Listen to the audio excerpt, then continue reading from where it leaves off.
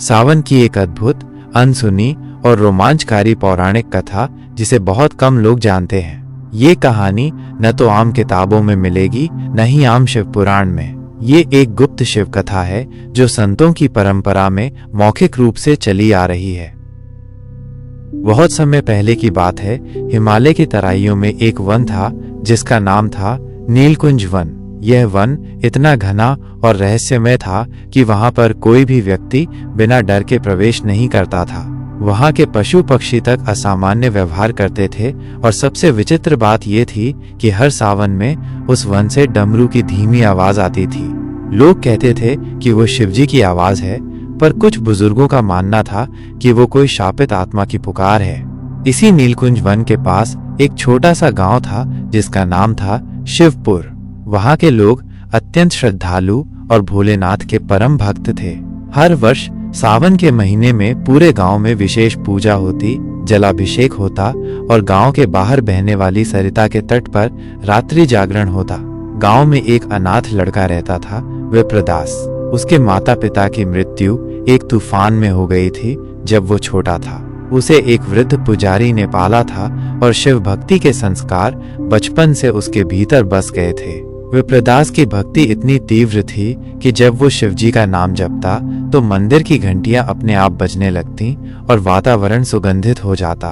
लेकिन विप्रदास के मन में एक सवाल हमेशा उठता, नीलकुंज वन में हर सावन डमरू क्यों बजता है? वहां कौन है? और क्या सचमुच वो शिवजी की लीला है या किसी आत्मा का श्राप? एक दिन सावन के पहले सोमवार को जब कांवड़िए गंगा जल लाकर शिवलिंग पर चढ़ा रहे थे, तभी विप्रदास ने एक संकल्प लिया, इस बार मैं नीलकुंज वन में प्रवेश करूंगा, चाहे कुछ भी हो उस रहस्य को उजागर करूंगा। गांव के बुजुर्गों ने उसे बहुत रोका। उन्होंने कहा, विप्रदास बेटा, ये कोई साधारण वन नहीं। वहां कई साधुओं ने तप किया लेकिन वापस नहीं लौटे। उस वन में कोई अनंत ऋषि का श्राप है। कहते हैं उन्होंने स्वयं शिवजी को सावन में पुकारा था और फिर एक दिन गायब हो गए। लेकिन विप्रदास ने कहा, यदि ये श्रापित वन है तो क्या हम शिव भक्त होकर केवल डरते रहेंगे? सावन का अर्थ ही है भक्ति, तपस्या और आत्म साक्षात्कार। यदि शिव वही है जो संसार के संहारक और पालनकर्ता दोनों है, तो मुझे उनके नाम पर सत्य जानने से कोई नहीं रोक सकता। अगली रात थी सावन की अमावस्या। बादल घिरे हुए थे, बिजली कड़क रही थी और हवा में चंदन और धूप की मिलीजुली खुशबू थी। विप्रदास ने अपने माथे पर भस्म लगाई, रुद्राक्ष की माला पहनी और ओम नमः शिवाय का जाप करते हुए नीलकुंज वन की ओर प्रस्थान किया। जैसे ही वो वन के भीतर घुसा, पेड़ मानो फुसफुसाने लगे। हर दिशा से एक आवाज आ रही थी, विप्रदास, विप्रदास। ये आवाज ना तो डरावनी थी ना ही मधुर, पर उसमें कुछ ऐसा था जो मन को बांध ले। कई घंटे चलने के बाद वो एक खुली जगह पर पहुंचा जहां चारों तरफ बेल, पीपल और वटवृक्ष थे। वहां एक विशालकाय शिवलिंग था, काले पत्थर से बना। उस पर हरियाली जमी थी, लेकिन उसकी ऊर्जा अत्यंत तेज थी। जैसे ही विप्रदास ने उसके पास हाथ जोड़े, आसमान में गड़गड़ाहट हुई और एक मंद उजाला शिवलिंग से निकला। अचानक एक स्वर गूंजा, तुम आ गए। विप्रदास, सहस्र वर्षों बाद कोई इस वन में मेरी पुकार सुनने आया है। विप्रदास चौंका। उसने इधर उधर देखा। सामने एक ध्यानमग्न ऋषि प्रकट हुए। उनकी जटाएं जमीन तक फैली थीं, आंखें बंद थीं, लेकिन वे हवा में तैरते प्रतीत हो रहे थे। कौन हैं आप? विप्रदास ने कांपती आवाज में पूछा। ऋषि ने अपनी आंखें खोली। उनकी आंखों में आग और करुणा दोनों थे। मैं अनंत ऋषि हूं, वही ऋषि जिसने सावन की सबसे बड़ी तपस्या की थी।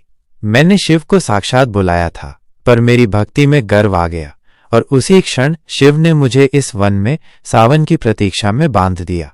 विप्रदास अवाक रह गया। लेकिन आपकी पुकार तो हर वर्ष सुनाई देती है, डमरू की आवाज, लोग डरते हैं आपसे। अनंत ऋषि हंसे। विप्रदास, यह डमरू की आवाज मेरी पीड़ा की नहीं, मेरी प्रतीक्षा की गूंज है।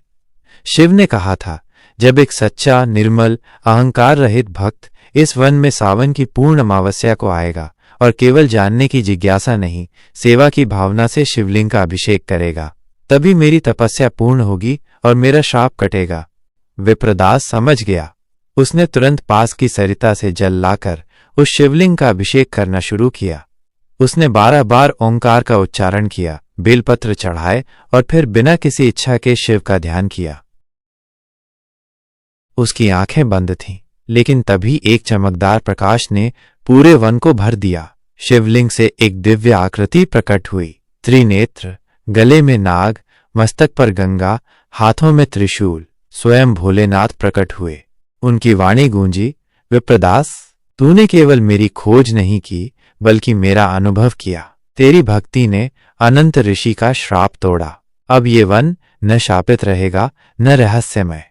ये नीलकुंज नहीं, अब नीलकंठ वन कहलाएगा। अनंत ऋषि ने भोलेनाथ के चरणों में नतमस्तक होकर अपनी आत्मा समर्पित कर दी। वे तेज में विलीन हो गए। भोलेनाथ ने विप्रदास को आशीर्वाद दिया, जा, अब तू केवल शिवपुर का भक्त नहीं बल्कि मेरे ज्ञान का दूत है। जा, संसार को बता कि सावन केवल व्रत, भक्ति और उपवास नहीं बल्कि आत्मा की गहराई से शिव को अनुभव करने का पर्व है। अगले दिन सुबह जब विप्रदास गांव लौटकर आया, उसके शरीर से तेज निकल रहा था। लोगों ने देखा, उसके पैरों के निशान से मिट्टी में बेलपत्र उग रहे थे। गांव वाले श्रद्धा से झुक गए।